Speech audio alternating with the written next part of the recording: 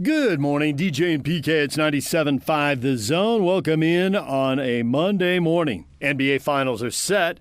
The Pacers, man, they rode a wave of emotion in Indiana, and they beat the Knicks. They're going to the NBA Finals for the second time. They're going to face the Oklahoma City Thunder in what has been dubbed the Paul George NBA Finals Series, because Paul George played for both teams, wanted out of both teams. Both small market teams had to trade their all-star, and they got back key pieces that they turned into NBA Finals teams. I mean, we know the Shai Gilgeous-Alexander story, right? And Halliburton, well, he was in Sacramento.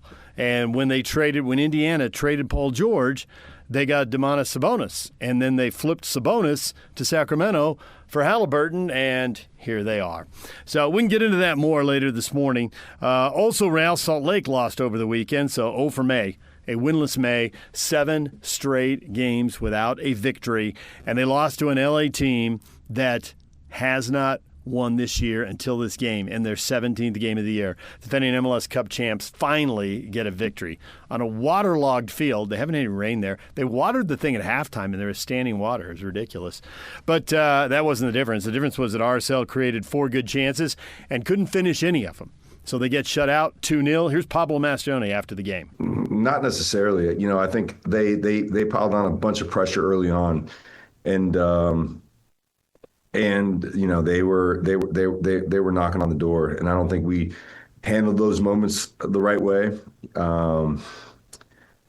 But again, I think you know, in Jay Glad's absence, I think that's what this moment calls for. You know, I think being able to settle the group defensively in those initial stages. But after that, you know, I'm looking at this, you know, unemotionally. I'm looking at, you know, I look at the stats and I go, you know, because I felt like, again, early stages of the game, Gozo's on a breakaway.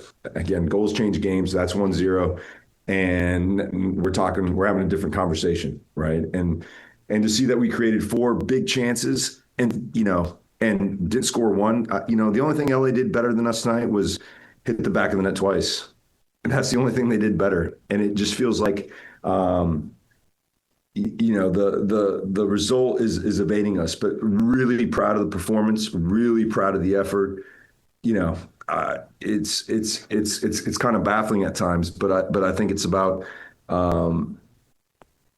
sticking to what we're doing. You know, the guys are doing great. Gozo continues to do great things, create opportunities. Luna's playing great. You know, the guys are doing great. And so from just a tactical perspective, you know, I think it was everything that we kind of chalked up this game to be. And whether there was desperation on anyone's part, at the end of the day, it really doesn't matter. It's about, you know, finishing the chances that are created and keeping the ball out of the net. And I think, again, the only thing I think LA did better than us tonight was hit the back of the net, because everything else, I think, you know, went according to plan. You mentioned Luna and Gozo there. Those two, along with Dom, are headed out on national team duty. Do you think that maybe this time away can kind of help those guys out, maybe bring in a level of confidence and just some time away from you know, the current stresses?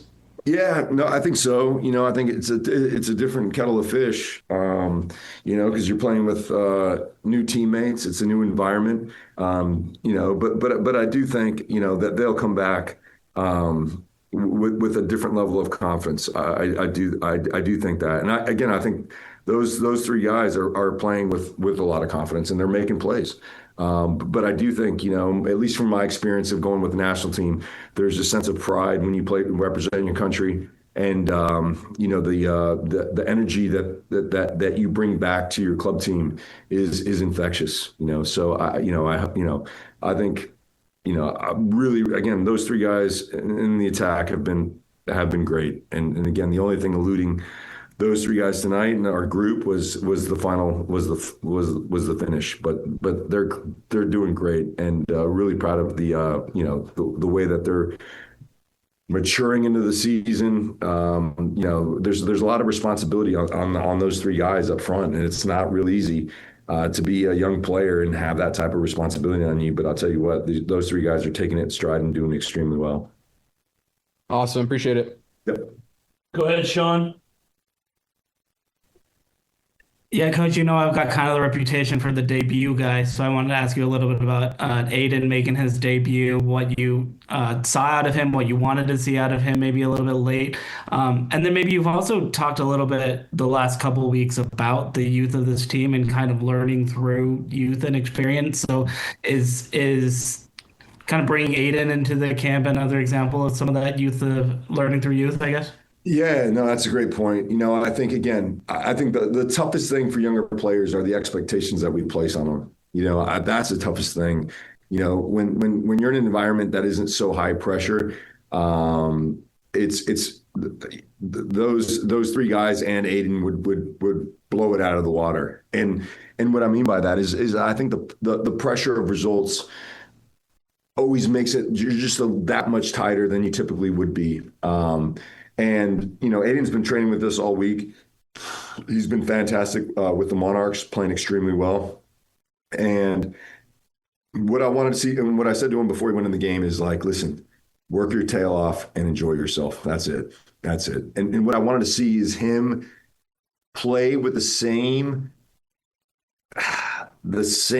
creativity, the same belief that he would play if he was playing with the Monarchs. And he made that one play on the touchline where he cut it back. And again, I think that's what Aiden brings. He's a great 1v1 player in the wide areas.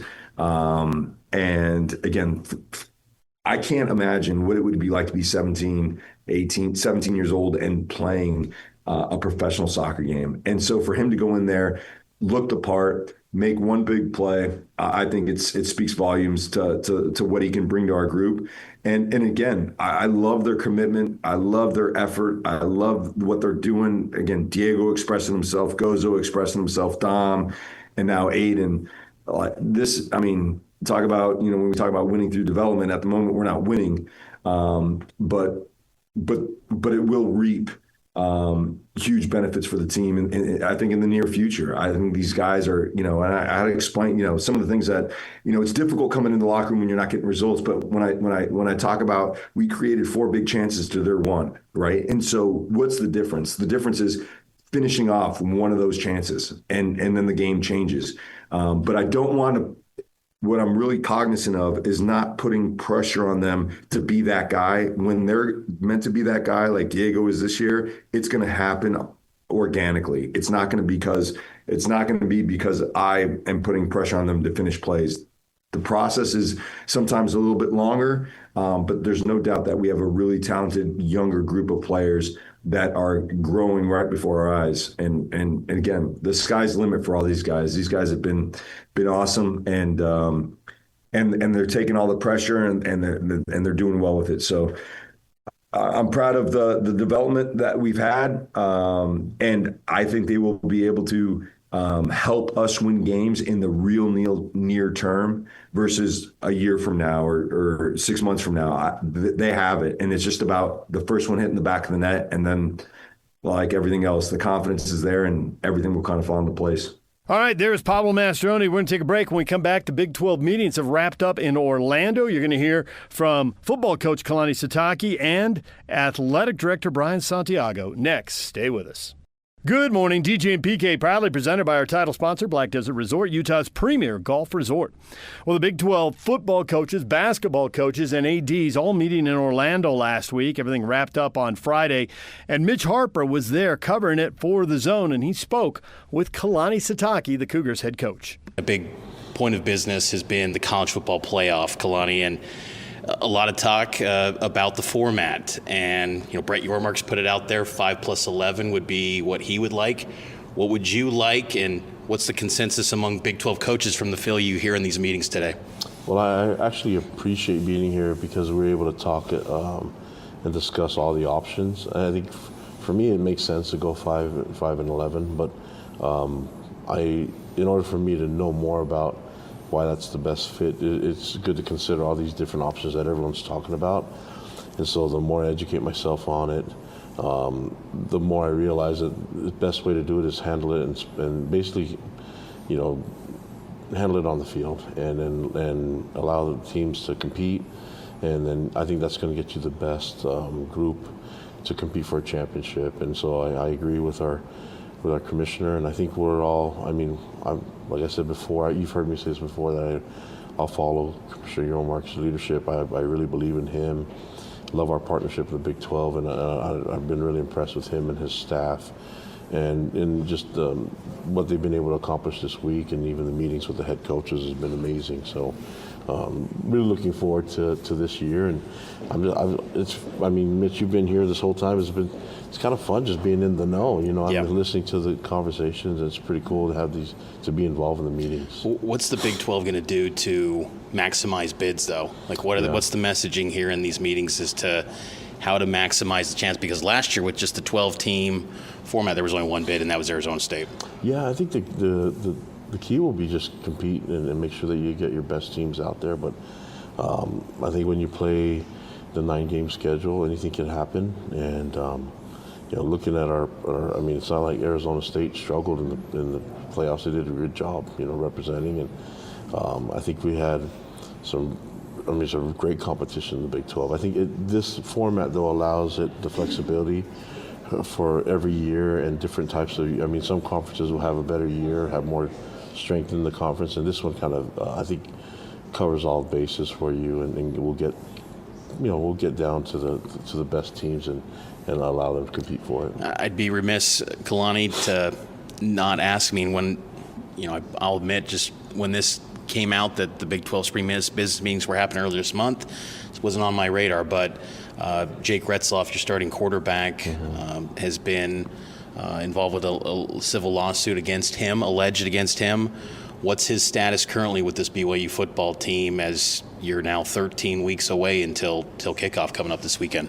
Yeah, I think our university made a statement, and at this point I can't add any additional comment to that due to federal and privacy laws, and so I'll just leave it at that. But just know that we're going to do our best to focus on the team culture and the team as a unit, and part of that is our culture is love and learn, and we're going to be focused on that and allowing our team to really focus on our platform and things that we can do and how we can help people.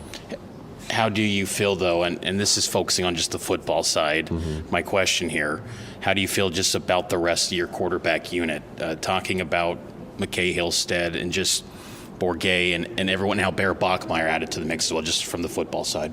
Yeah, I think the best way to handle it is say that generally, you've known me for a long time now that I want to get the best and the deepest team possible. And so that's at every position, and quarterback being one of them. So I think the goal is to get the best guys out there and get as many as we can and allow them to compete. And so I know sometimes people are worried about rooms getting crowded at all the different positions, but I believe that there's enough to go around. And I believe in competition where the cream will rise to the top, and we're going to see that happen in fall camp. We're seeing it already in summer, and leadership's taking form. And it's great when you have a bunch of leaders that are transitioning into our program and joining a great culture. Who are your leaders right now? Yeah, it's all the guys that you think would be. When you talk about like Chase Roberts and Jack Kelly and Glasker and Tanner Wall, and I know I'm going to forget a bunch of them, Wayland Lapuajo and Bruce Mitchell and Sonny Macassini, Parker Kingston. There's Carson Ryan's done a great job for us, Keanu Tanuvasa. And so that group's coming in, and you have mainstays like Logan Lutui but the new guys coming along has gotten everybody excited. And you saw the new guys that came in the spring. So I think everyone's really excited about them, but I just want to remind everyone that we have a good group of men on the team already that we know can play. You look at the running back position with I think LJ Martin had an amazing spring, and him and Sione Moa did a great job in spring, and then Pokai Haunga did great there, Chavesa Damuni. And so we got some Enoch Nawahine, so that's a lot of guys that can run the ball and have run the ball for us. And so every position I feel really good about, and I felt like the coaches did a great job at reloading some of the positions that we needed. and even adding some bulk to it, some size. I always think back to one of the early years in your tenure at BYU. I think it was 2017 Media Day. I think it was at the BYU Broadcasting Building.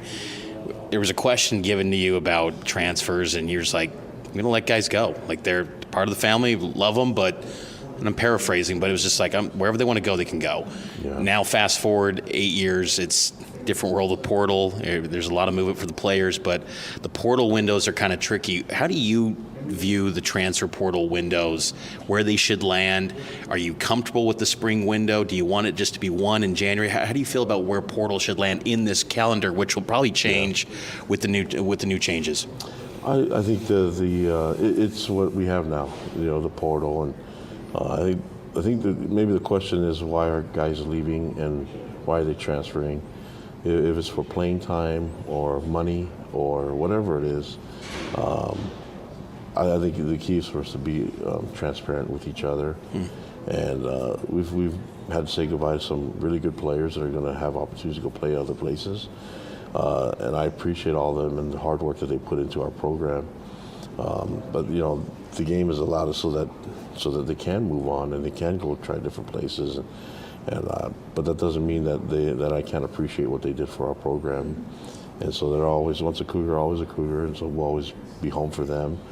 But things keep progressing to what it is now, and we have to take advantage of the transfer portal. I think a few years ago we went really big in the transfer portal. Coming into the Big 12. Because we needed to get more depth, but that was probably too big of a move at the time. I thought we needed it though.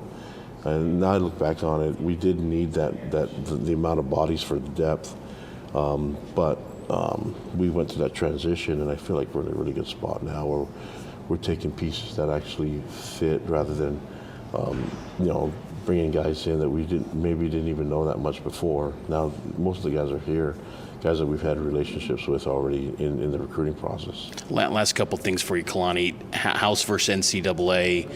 Huge topic around here with the pending settlement. What's the challenges that you face as the head coach at BYU with that still up in the air? And then what could also be the benefits if it does actually get settled? Well, the major problem is that it's not settled yet. Yeah. And so, it keeps getting delayed, things like that. So we've had to make roster cuts and things like that because we thought the roster would be at 105. And so those are some difficult conversations that we had, and but we only know one way, and that's to do whatever we're told. And if that ends up not being the case, then we'll just have to adjust again. But what's the number coaches are talking about? You guys think it might be? There's some that I talked to that haven't even done any cuts. So then there's others. I think there's a good amount, maybe half, that did what we did. Yep.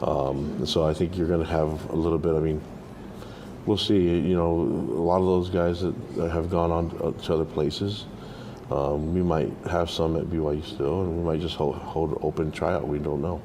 Maybe you can bring some guys along so we can tackle them a little bit. Well, Kalani, it's I know you're a busy guy. Like, I'll let you go, but appreciate the time here at the spring business meeting. It's always fun, and I know that football's around the corner, so it's a good sign. Another pillar in the off season. Mitch, I appreciate you being here, man.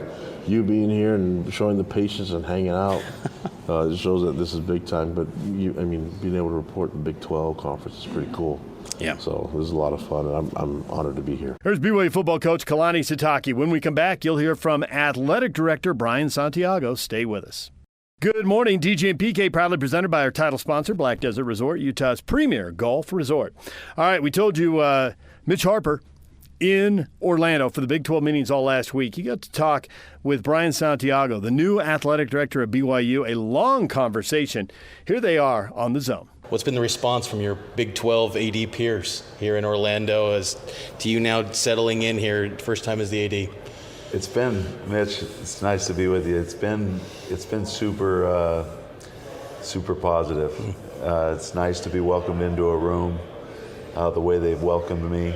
It started literally at the airport. Mark Harlan and I were on the same flight, struck up conversation on the flight, and then afterwards he just couldn't have been more gracious and kind in welcoming me, and we had a good conversation. But it's really been like that with all the ADs. I've had most of them reach out to me and welcome me. I've been super fortunate to work for one of the best guys in college sports, and Tom Holmoe, who the last couple of Big 12 AD meetings had me come in his place, mostly because he was out of town and on business for BYU, and I was able to come. So I had a previous encounter and was able to meet a lot of the ADs previously, but their warmth and gracious welcome to me has been really nice.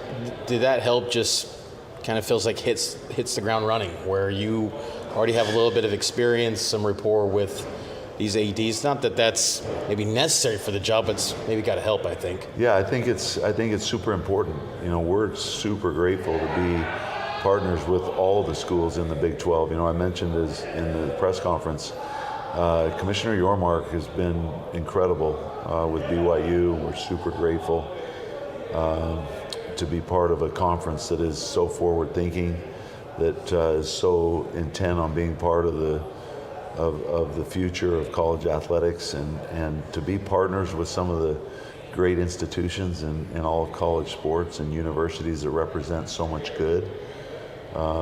It's a privilege, and we look at it and we're super excited and humbled to be in the room with these other great ADs, and then today to be in the room with some of the best coaches, men's basketball and women's basketball coaches in the country, and tomorrow we'll be with the football coaches, and it's a powerful room with a lot of the great coaches and men and women in college sports. What's the most maybe forward-thinking idea or something that was presented in these meetings that you kind of were blown away by from today with the basketball meetings? Well, I think if you start getting into specifics, there's a lot that was talked about today. The thing that we are most impressed with is Brett Yormark wants the Big 12 to be in the game, all the way in the game, starting at the top with football.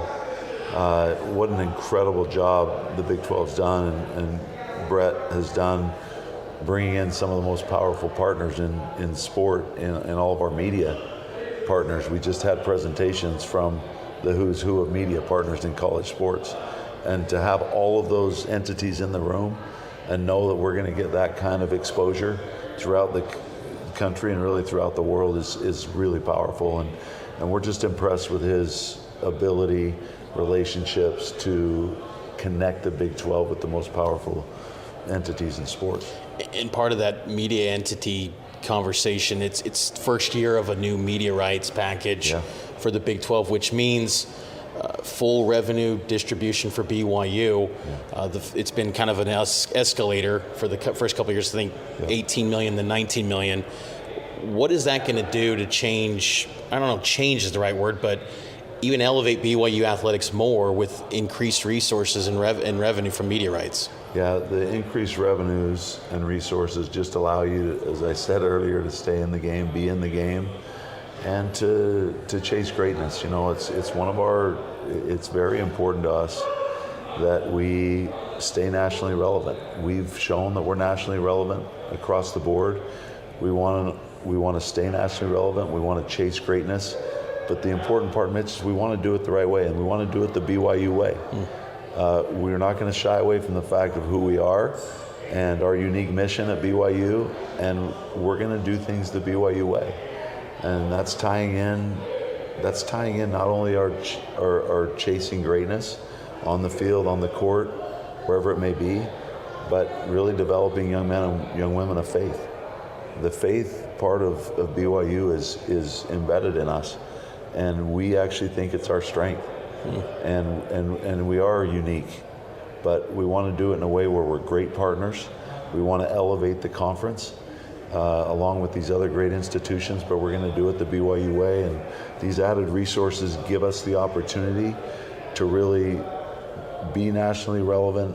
And when we're nationally relevant and we do it the BYU way and we do it the right way, the world wants to know about our student athletes, and we can tell the story of our incredible student athletes and our incredible coaches. Does the BYU way also now include paying top dollar for players and being right there? I know it's been pretty clear that not going to be the highest bidder. That's been the message. Made clear. But to match the highest bid, like, is BYU willing to do that if an athlete fits at BYU? Mitch, it's a great question. We absolutely need to be competitive in the NIL space. And like you just said, we feel like we can attract the best student athletes, and we've shown that in the last year or two. Mm-hmm. Some of the best student athletes in the world without leading with money. We had AJ DeBanza and his family came to our campus 3 times. There was never a conversation about money. So there was no discussion about NIL? There was no discussion about it. When did that? They were coming because they were interested in the excellent coach. Mm. It's just like the same thing in football. They're interested in our coaches. They're interested in an environment where they can learn and grow, and for the holistic approach that we offer at BYU. But here was, the AJ example. Here's AJ coming with his family 3 times. His family came first to kind of see what BYU was all about. They had some relationships. They had some knowledge. They were going to Utah Prep Academy, so they were interested in BYU for what it is, what it stands for. And that's super important for us. We're not going to lead with money. We're going to lead and try to attract the very best student athletes that are interested in what BYU stands for, that are interested in our coaches that are going to help prepare them for the next level. But they kind of get the whole thing at BYU. But let's not shy away from the fact we are and will be competitive in the NIL space and in the revenue share space. We need to be, but we're not going to lead with money. And like you said, people are talking about it. We're not going to be the highest bidder, but we are going to be competitive in that space and attract the very best student athletes for what BYU is and what it stands for. So, and maybe this is just a hypothetical, but if a recruit just comes up and asks one of these coaches, what's the dollar amount going to be? You guys are not interested in that type of player? Yeah, and then that's one of the reasons in my mind immediately goes to Kalani Sitake. I've heard him talk to families. I've heard him say to people, if money is the only interest in BYU, it's probably not the place for you. Our coaches lead out the right way. That's why I'm so confident in our ability to stay nationally relevant and do it the BYU way, is because I've heard those questions asked to our coaches, and the response has been just that. If that's the only reason, if you're just looking for the highest bidder, if you're just looking for money, BYU may not be the place for you. But if you're looking for all these other things, for us to help prepare you to take you to the next level, for us to give you an environment where you can learn and grow at one of the great academic institutions in the world, if you're looking for all the right reasons, all those things, this is the place for you. And on top of that, we're going to make sure you feel valued at BYU. You mentioned something a couple weeks ago in your introduction. BYU was born to win. Yeah. It's an interesting comment, because you do look at every BYU sport, despite all the maybe perceived disadvantages of the past, BYU has broke the system in ways, but kind of broke the barrier of pushing the envelope to win games. What does winning look like in the Big 12 in a power conference under your leadership as an AD? Is it being the top winning program on the Big 12? What does this look like, the winning? Yeah, Mitch, we were born to win. Not just in sport. We were all born to win in life. We're all destined for greatness if we choose that path. And winning to me is a lot about everything that comes along with it. It would be ignorant to not look at the history of BYU. Some of the greatest athletes in the history of sport, some of the greatest teams in the history of sport, some of the greatest coaches, legendary coaches in the history of sport. It would be ignorant for us to come in and say, hey, we want to succeed in all these other things and not chase greatness on the field or on the court. We can have both. We can do it at a high level. We've proven that we can do it. We've captured the attention of not only our Cougar Nation, we've captured the attention of the country. BYU is on the map. We were on the map before. We're going to continue to be on the map. We've won national championships. We've chased greatness in every sport. And we can do it but we got to do it the BYU way, and we got to be excellent. You know, the question was asked, and I talked about this, and it actually comes from one of our great church leaders, President Eyring, who came and spoke to our coaches, and the question was asked, what is the expectation? And he said, to be excellent. And the coach said, well, what does that mean? He said, to be nationally relevant. But then he said, but to do it the right way. Because if we do that, and we're nationally relevant, and we do it the right way, and part of that is part of our mission of our school, then the world wants to know who we are. If we're not relevant, if we're not winning, nobody cares who we are. But when we're winning and doing it in the way we do it at BYU, it creates some excitement and some enthusiasm for a lot of people. And I've had people associated with BYU and not associated with BYU that love BYU because of the excellence that through the years, the quarterbacks, they talk about Steve Young, they talk about Ty Detmer, they talk about, you know, staying up late at night early on. I've seen coaches here at the Big 12 meetings that have walked up to me and started asking me about former BYU athletes, former BYU coaches, and talked about their interest in BYU. So winning at BYU and winning championships is very important. But to do it the right way and develop young men and women of faith, if we do both of those things, it means more, and that's what we're chasing. Winning championships is a hot topic around the country, and these spring meetings, the college football playoff in particular. Yeah. As the AD of a power conference conference institution, what's your preferred college football playoff setup that you feel like would be best served for the sport in college football? That's a great question. You know, Commissioner Yormark shared today a sentiment that I think we all feel strongly about. That we want to see what's very best for the game happen. We want to see the very best opportunities. We want to see what's showcased on the field rewarded, so that everybody has an opportunity to win championships. And we're really looking forward tomorrow to meeting with the football coaches as athletic directors and football coaches with Coach Yormark at the lead, and talk through what we feel like is very best. But Commissioner Yormark made a statement today, and he's passionate about it, what he feels like is best for college football and best for the game. Like, we hope that the right scenario plays out that's in the best interest of college football and the best interest of college sports. And we feel confident that when this all resolves itself, and when people see the importance of what's best for the game happening, that people feel good about it. You want all the people that support it, all the stakeholders, to feel great about the college football playoff. And so we're really looking forward tomorrow to meeting with the football coaches and the ADs together and talking through what's very best and what we feel like is very best for the game. What was it more centered around at-larges or automatic qualifiers? Just the equal opportunity across the board.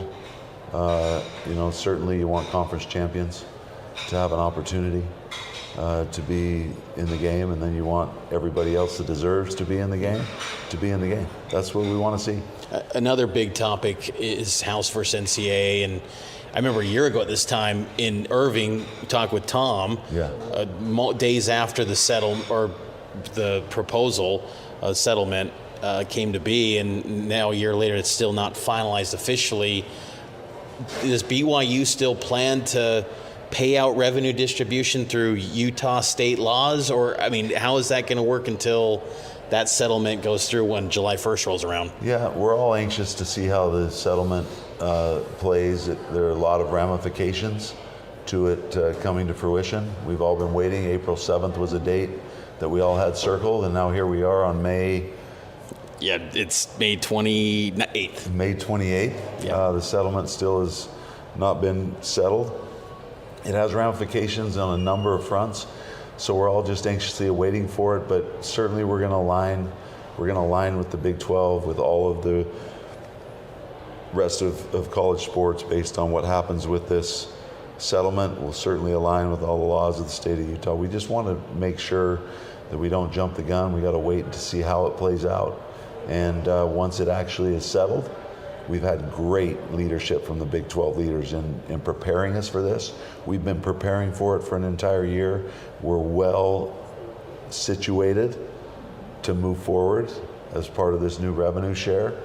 And we'll see how it plays out. But we feel like we're well situated. We've had great leadership from the Big 12. President Reese is excellent and has given us great direction. And so we're ready, and we'll pivot when we need to pivot.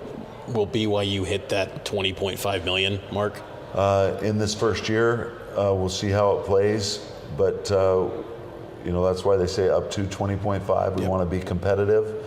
But we're also going to stay within the kind of the bounds that we have at BYU. But it's always nice. There are a lot of factors, Mitch, that go into it. You've got Alston. I mean, I don't want to get into the weeds, but there's so many factors that lead into that up to 20.5.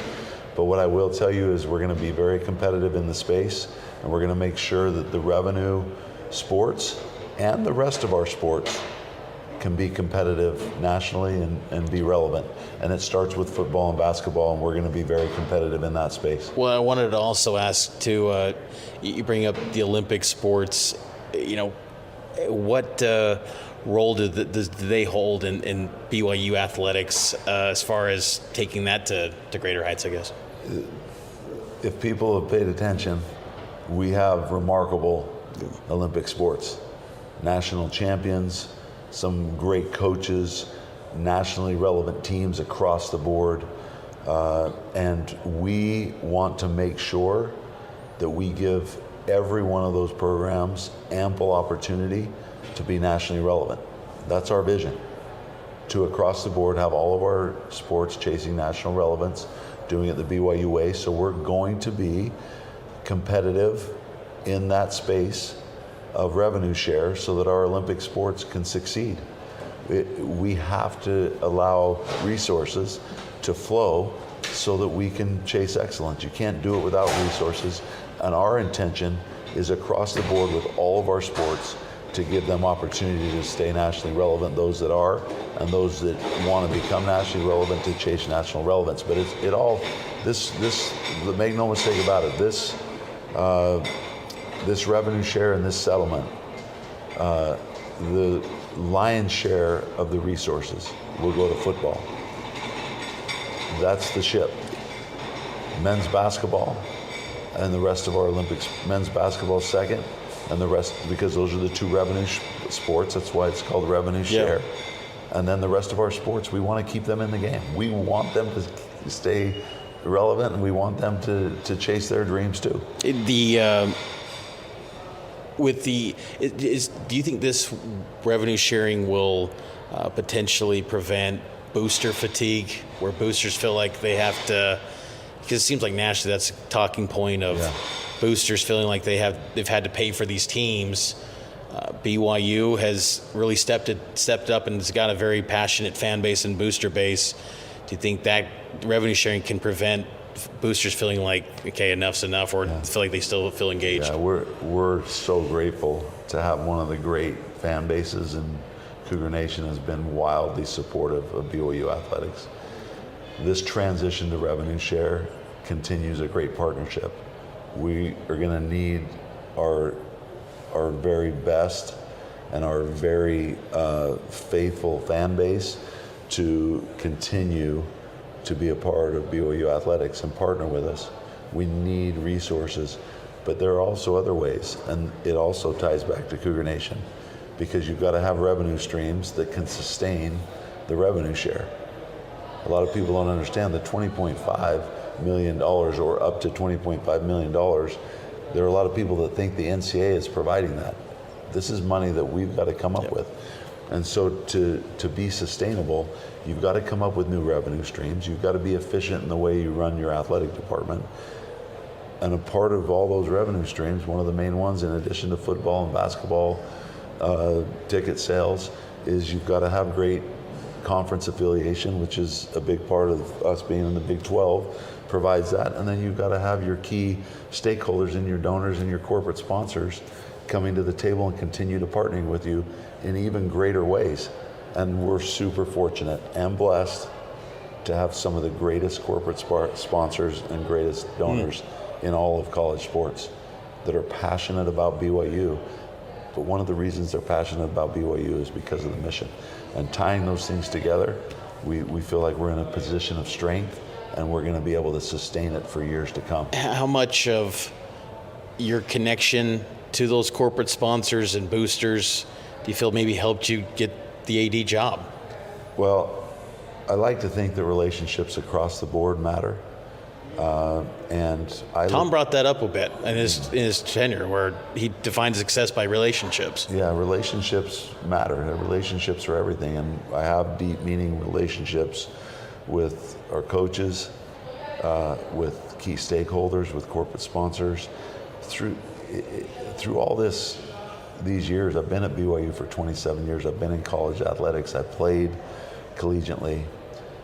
Relationships are everything.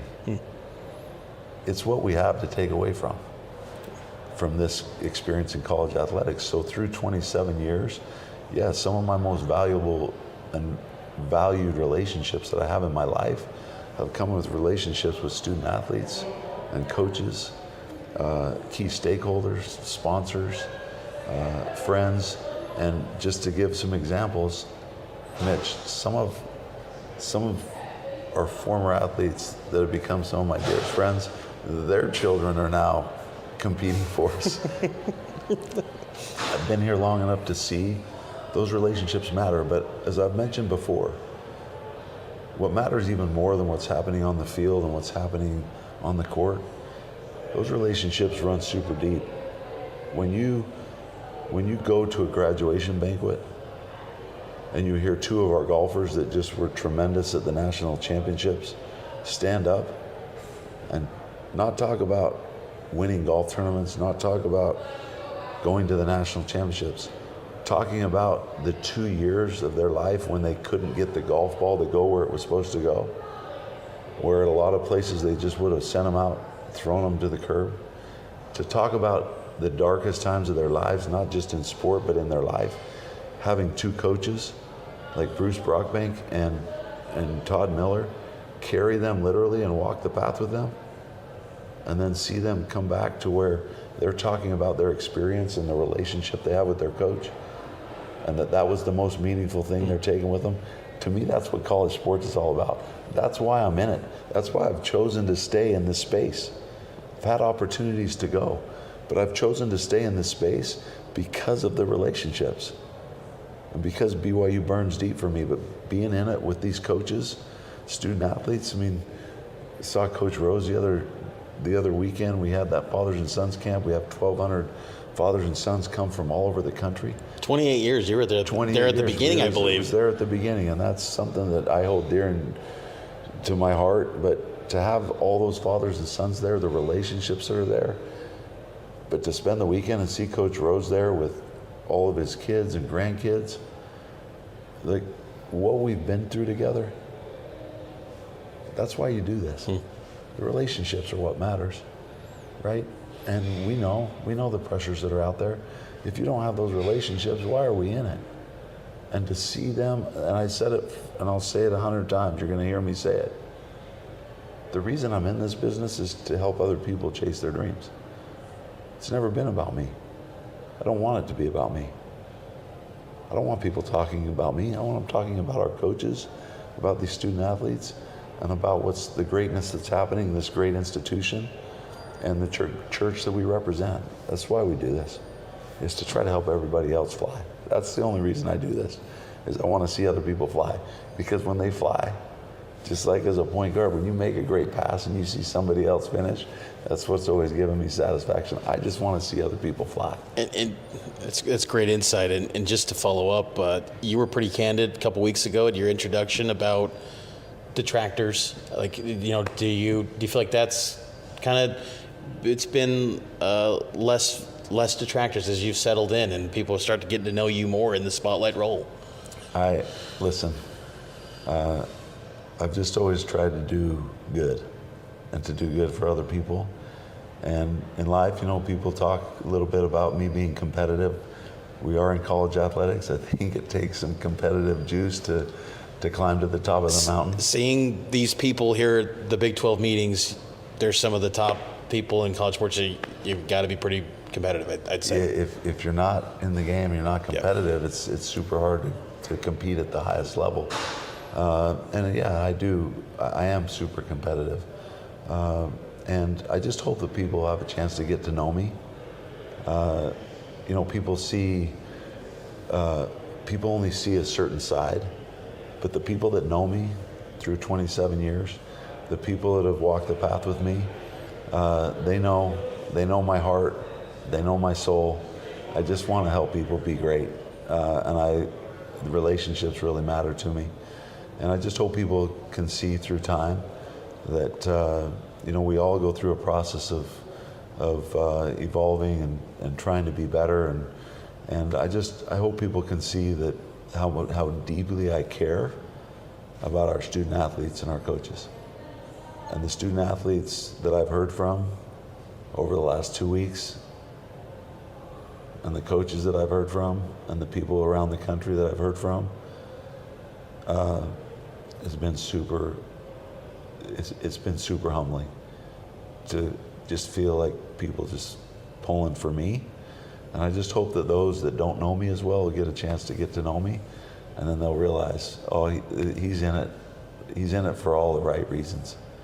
And I got a note today from someone that I'd competed against in the past that just said, hey, just getting to know you a little bit over the last week or two, I'm all the way in your corner. We believe in where you're taking this athletic department. We now see that you were right in the trenches with Tom Holmoe for a reason, and there's great trust there. And I hope people just get to know that there's great trust in BYU athletics and the mission, and doing things in a way that's going to bring Cougar Nation together. I always say, I just want to be united with Cougar Nation as we try to chase greatness. Great stuff. A few more moments, Brian. I appreciate all this time. It's great. What's after you leave Big 12 spring business meetings here in Orlando? What will be on the agenda for you? Is it still how you rounding out the staff, deputy AD? What's on the to-do list for you? What I'm really excited about moving forward, Mitch, is I'm excited to get back to campus and have some time to meet with all of our coaches, with all of the people that are in our athletic department, and to put together an executive team around me that is a team that's probably going to look a little different. I think the landscape of college athletics requires that we have the right people involved to spread some of the responsibilities. And we have some excellent people in BYU athletics. I tried to say this at the press conference. This wasn't Tom Holmoe and Brian Santiago building this greatness. We have an excellent team in BYU athletics. So I'm looking forward to going back, spending time with our coaches, with our athletic department personnel, putting together an executive team, a strategy team as we move forward that's going to help us maintain that excellence and to grow the excellence. And so that's the first item of business, make sure that I have time and that I'm able to spend one-on-one time with each of the key stakeholders in the athletic department. Any goals for facilities that Tom and you had maybe visions of when you joined the Big 12 to carry out? Yeah, listen, we've got to stay competitive. Again, we're not going to lead out with trying to keep up. What we're going to do is we're going to try to be competitive and stay in the game and make sure we provide our student athletes with world-class facilities so that they can continue to chase their dreams. It's a big part of recruiting. When those student athletes come on campus, they're looking for the experience they're going to have, but they also want to know that they're going to have facilities and resources to help them chase their dreams. And we've got some, LaVell Edwards Stadium is one of the great venues in all of college sports. The Marriott Center, I don't know if it gets any better. We're adding on and pouring resources into baseball right now. We're building a new practice facility for baseball. We've got other facilities that are a little older that we're taking a look at. But yeah, we've got a great plan. We're partnering with the university and looking at some great plans into the future of upgrading some facilities. And we want our student athletes to have the very best experience possible. And part of that is making sure that they have facilities and resources to help them chase their dreams. Last thing, Brian, and I know it's a sensitive topic, but I'd be remiss not to ask, just considering the nature of it last week with Jake Retzloff. What's the latest with Jake and his status with the school in regards to the civil lawsuit? Mitch, it's a fair question. It's a private matter. The university made a statement, and Jake and his attorney have both released statements. And our responsibility is to care for our student athletes. Certainly, it's a tough situation. Be ignorant not to say it's a tough situation, but it's a private matter that's going to be handled privately.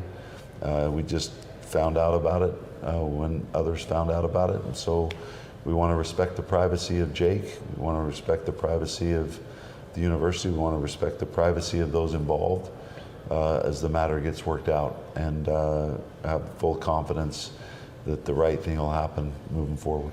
Here's Mitch Harper with Brian Santiago. When we come back, what is trending? The headlines are next.